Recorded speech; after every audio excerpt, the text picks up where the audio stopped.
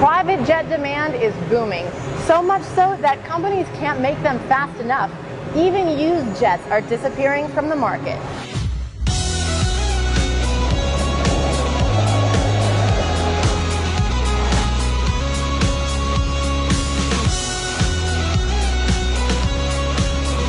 We're here at the Dubai Air Show, where some of the newest and most advanced aircraft are on display for customers and governments from around the world. This executive jet has a flight time of 16 hours, meaning you can fly from Dubai to Hawaii without having to refuel. The pandemic has converted a lot of travelers to private flying, many for the first time.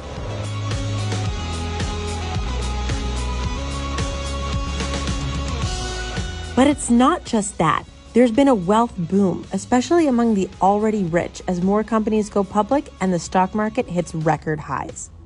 This chart tracks the number of business jet deliveries since the start of 2019. As IPO activity hit record highs in 2021, the number of private jets sold spiked along with it. Analysts tell me a lot of newly listed companies are buying their first company jets, but the market's attracting individuals too, whether it be an executive, a startup founder, or a lucky crypto investor with their first 100 million looking for a new toy with a high price tag. This is the Dassault Falcon 6X. The price tag, $50 million.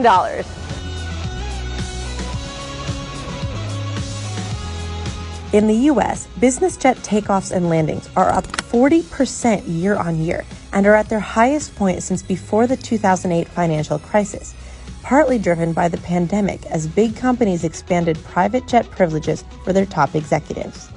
The demand for private air travel has grown so much, along with the global supply chain crunch, that some customers are turning to the used jet market.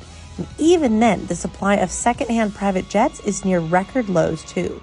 If you look at today compared to 2019, the market has almost exploded. I mean, 16% higher in the US, 25% higher in Europe. I mean, things are really tight in the used business jet aircraft inventories. I mean, the lowest we've seen in years. And yet, prices are 20 to 30% higher.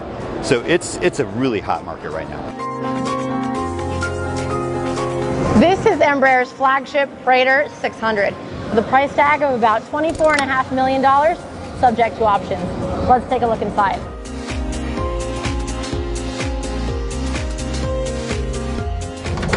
We've got a mini espresso machine, and here is where you can keep the crystal.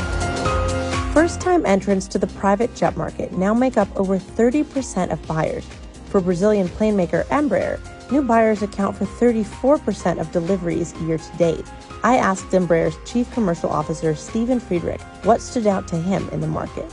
The addressable market right now for business jets has expanded. The pie has gotten bigger. And the result is from continued wealth creation of over 12% when you take a look at the billionaires through the world, but also from what was traditionally been Fortune 100 and large private companies. People are looking at ways to become more productive, more certain in the missions that they have to perform. And that's the key right now, is that private aviation, business aviation, really is a productivity tool. And obviously with the longer flights, do you want to take a nap? You can do that.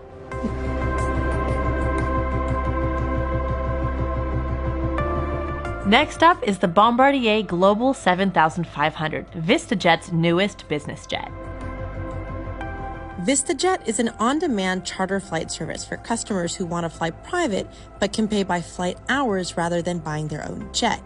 If you want to take a trip in this plane, it'll cost you roughly $20,000 per hour, and you have to buy at least 100 hours per year. But if you want your own Global 7500, that'll cost you between $70 million and $100 million. Well, demand in this industry has been really off the scale. I've been in the industry for 20 years now. I've never seen anything like it. And then you've just seen a huge surge of new customers coming to the industry and staying. And if you want some space from the kids, some privacy, soundproof doors. Now we have a classic supply-demand curve. There's just not enough supply, and the demand has been skyrocketing. So prices are going up. Availability is very, very tight. The increase in wealth since the pandemic began has been visibly unequal, with U.S. billionaires getting approximately 62% richer, gaining more than $1.8 trillion since March of 2020. Rising inflation also means prices on just about everything are going up, from basic goods to things like airplane parts. Private jets were a common sight at the recent COP26 climate summit, getting heat from environmental activists. Because private jets carry less people and typically have shorter ranges compared to commercial flights, they have a disproportionate impact on the environment. A recent report found that private jets are 5 to 14 times more polluting per passenger than commercial planes. Say you want something a little more versatile than your standard executive jet. This is the Cessna Grand Caravan EX. Pilots call this the SUV of private planes. It can take off from and land on dirt, grass, and even water. And because it's a turboprop, it actually has greater fuel efficiency for the distances that it travels. More carriers are starting to use sustainable aviation fuel, or SAF, which generates 80% less carbon emissions than fossil fuels. But there are challenges to this too. Those are expensive and hard to get, although right now there's over 20 locations globally where you can get sustainable aviation fuels. And you look at companies like NetJets, and last year they did 2.5 million miles on the sustainable aviation fuel. So I see that as being kind of the next step in sustainability for business aviation, followed by new programs, new engines, and the continuation of technologies to drive sustainability. Around 14 billion liters of SAF are in forward purchase agreements, and 45 airlines now have experience using them. 100 million liters of SAF will be produced in 2021, according to the IATA. Embraer says it's using SAF, among other technologies, to meet its goal of being carbon neutral by 2040. What we found is we knew it was good for business to make sure that we had a sustainable product. It's not just the right thing to do, it's also good for business. It's the right thing to do for the company. So will jet manufacturers ramp up production to meet the demand? Industry forecasts say no, in part because of supply chain issues, but also because of the uncertainty about the future of the market. The shortage also helps boost their prices.